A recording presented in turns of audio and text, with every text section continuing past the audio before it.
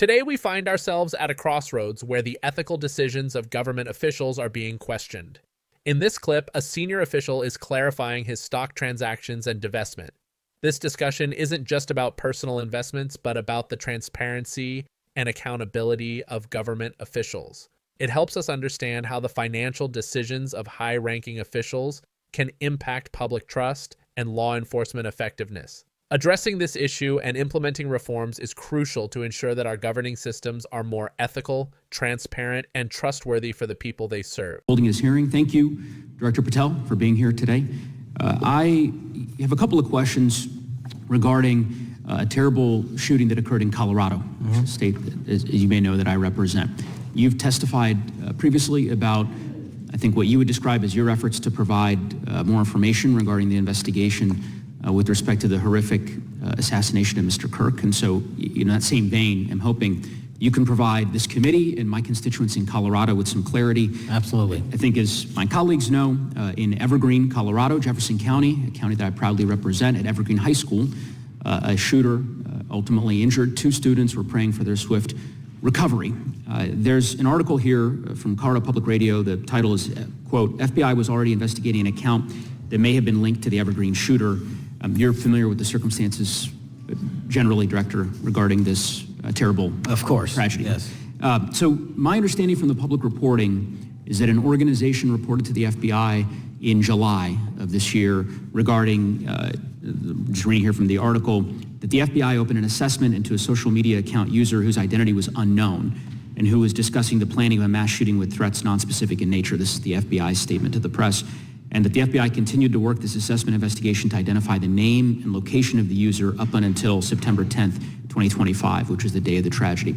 Can you provide us some clarity on what were the impediments to finding, the account user, and maybe describe in greater detail the FBI's work in that regard? Generally speaking, yes, because I know even though the shooter's deceased, the investigation we're not done. Sure. And so the impediments to finding these individuals, and you highlight a great point.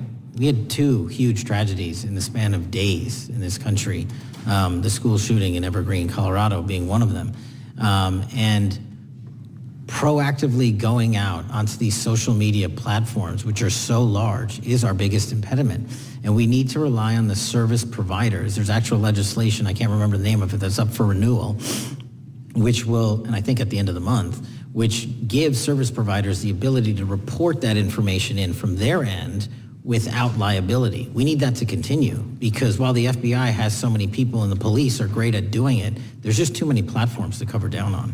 Well, I appreciate that, Director Patel, and I think we're certainly, I'm interested in continuing this conversation, because I think the reporting suggests that there's a pattern, and that ultimately, we want to make sure that law enforcement is able to prevent this kind of tragedy from happening in the future. I have a question. It's not meant as a gotcha question, so it just frame it there. But it is in regards to some reporting around a periodic transaction report that you had filed earlier, this year. So this is in July, pursuant to the ethical obligations as a senior executive official. You remember filing that in July? Yes. Yeah. So in that report, as best as I can surmise, you disclosed that you divested, $100,000 or more in a variety of different stocks, right, which I presume was pursuant to the ethics agreement that you negotiated with the Department of Justice. In that same report, there's a disclosure regarding purchases of 2 different transactions. So between $15,000 to $50,000 in a national coffee house chain, and between $50,000 to $100,000 in a semiconductor company on May 9th and May 12th.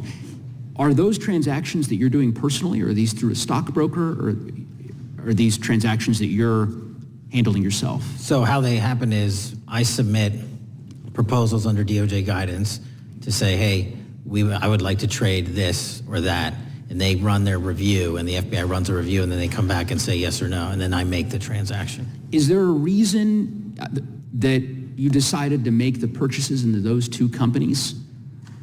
Generally speaking, before I got this job, I was, trading stocks, but not a lot, like most people, and I just follow certain industries, and I thought that would be a good investment.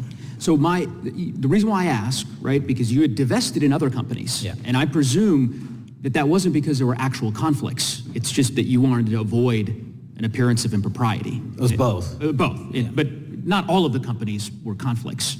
Whatever they make divested from. I don't make the call, they make the call. Sure. Yeah. I guess my point would be, the reason why I ask is, why I said it's not a gotcha question, I have for years led an effort here in Congress to try to ban members of Congress, senior executive officials, from trading stocks. And it's bipartisan in nature. We're working really hard to get that done, Republicans and Democrats.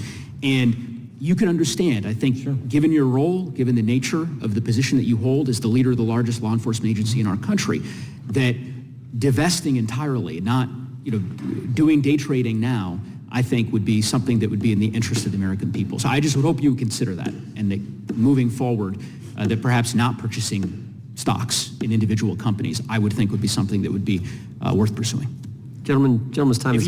I'm happy to give the witness an opportunity to... No, thank you. I'll work with you. Joe Neguse didn't just ask a loaded question. He raised a critical, pragmatic point that should be on everyone's radar if they care about national security and public trust in government. When the person running the FBI, the agency responsible for investigating espionage, national security leaks, and crimes related to emerging technologies, is involved in a significant financial stake in a semiconductor company while in office, it's more than just an abstract ethical issue. It's a real problem with far-reaching consequences. Let's unpack why this matters. First, semiconductors are at the heart of almost everything in the modern world. From military technology like the F-35 and missile guidance systems to hospital equipment, communications networks, and encrypted data storage, chips are the backbone of society's critical infrastructure. In recent years, the U.S. government has made substantial policy and funding investments to strengthen its position in this field. The CHIPS era initiatives, export controls, and stringent oversight of the semiconductor supply chain have all been driven by one fundamental truth: access to these technologies is now a matter of national security. So, when the FBI director holds substantial stock in companies that play a key role in that sector, questions naturally arise. Did he gain privileged information from briefings that influenced his investment decisions? Could his personal financial interests affect how investigations are prioritized, or even how aggressively they're pursued? Even if no insider trading occurred, the mere perception of a conflict of interest can be damaging. There are three key issues that emerge from this situation: the risk of conflicts of interest, the limitations of current disclosure systems, and the erosion of public trust. Let's begin with the risk of conflict. The most glaring problem is not just the appearance of a conflict, but the potential for real, undue influence. Senior government officials frequently receive classified briefings, meet with industry leaders, and make decisions that can have a profound impact on markets. If those officials hold significant stock in a company that stands to gain from those decisions or investigations, it creates an undeniable incentive for unethical behavior. Even if decisions are made without bias, the public is likely to doubt the integrity of those decisions, and perception matters. Law enforcement agencies, especially, depend on public cooperation, witnesses, and international allies. If foreign partners or domestic witnesses suspect that decisions are motivated by personal financial interests, it could severely hamper cooperation and the flow of critical intelligence. Now let's consider the limitations of the current system of disclosure. Ethics systems today rely on periodic transaction reports, trading approvals, recusal promises, and in some cases, blind trusts. While these systems are necessary, they are not foolproof. Transaction reports, often released weeks or months after trades have been made, are meant to inform regulators and the public, but they don't prevent the trades from happening in the first place. The negotiated ethics agreements some officials, like Patel, rely on can appear to be case-by-case exceptions, leaving room for doubt and even the perception of special treatment. That's why there's growing bipartisan support for a ban on stock trading by senior government officials. Such a ban would eliminate the constant need for nuanced decisions about what's acceptable, removing the temptation to seek approval for trades. It would ensure that those in positions of power cannot profit from the decisions they make. The third issue is the erosion of trust in government. This is arguably the hardest problem to solve because it's rooted in culture. When government officials make investment decisions that look strategically timed, public confidence takes a hit. That loss of trust affects everything: public cooperation with investigations, the perception of fairness in legal processes, and even the legitimacy of prosecutions. For a law enforcement agency like the FBI, which must be seen as apolitical and impartial, damage to its reputation is not just hypothetical, it's real and tangible. So, what lessons can we learn from the exchange between Joe Neguse and Patel, and what should be done about it? First, First, we need to raise the ethical standards for senior law enforcement leaders. The FBI director should not be making large, concentrated investments in industries that fall under their purview. A much cleaner solution would be for the director to divest their holdings into broad-based index funds or place them in a truly independent blind trust before assuming office, and leave them there for the duration of their service. Second, the timing of disclosures matters. Transaction reports should be more timely and transparent. Trade approvals should be logged in real time and made publicly available so the public can see what trades were approved and why. This level of transparency would reduce suspicion and allow investigators to trace any financial activity. Third, we need clear statutory reforms. Congress should finalize bipartisan efforts to ban stock trading by senior executive branch officials, not as a political move, but as a necessary reform to preserve the integrity of decision-making. If an outright ban is politically difficult, at the very least, there should be automatic divestment from concentrated stock positions and a ban on trading in sectors regularly briefed to high-level officials, such as semiconductors for national security briefings. Fourth, enforcement must be strengthened. Existing laws, such as the STOCK Act, are ineffective without rigorous enforcement. Independent inspectors general and the Office of Government Ethics must be empowered and resourced to audit transactions, follow financial trails, and refer violations for criminal review when necessary. Lastly, we must focus on cultural accountability. Government leaders should model restraint and transparency. Preemptive divestment, recusal from conflicted issues, and clear transparency should be standard practice. Setting this tone at the top will show that public service, not personal profit, comes first. This is not a partisan issue. Both sides of the political spectrum understand that markets and national security do not mix well with private financial interests. Whether you lean left, right, or center, this is a common sense reform that safeguards both democracy and security. Share this video and the clip of Joe Neguse's questioning to help others understand why an investment of $50,000 to $100,000 in a critical technology sector while leading the FBI demands a national conversation. Ethics in government